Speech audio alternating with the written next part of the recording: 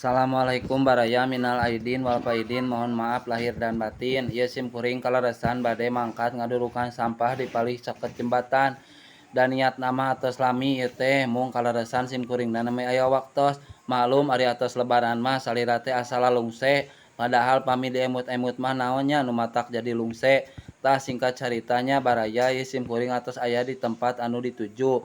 Nyaeta ka tempat anu sok mariceunan sampah. Padahal mah ieu teh sanes tempat miceun sampah tapi walungan jaba meuni sagala aya sampahna oge.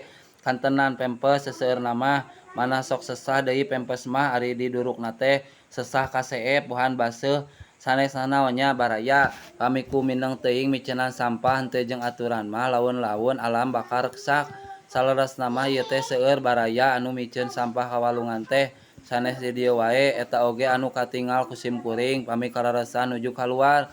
Kadang-kadang mah pami kalaresan nuju nyanda korek mah kusim kuring ge sok langsung didurukan. Insya Allah kapayuna pami aya waktos mah sim kuring bade keliling ngadurukan sampah meumpeng cuacana nuju halodo ameh ngirangan salit-aliteun baraya. Bari ieu teh meuni sesah kahurungna ge kumargi geuning seueur anu baraseuh sampahna. Mung ieu teh mah ngirangan we seakan sampah ulah seueur teuing.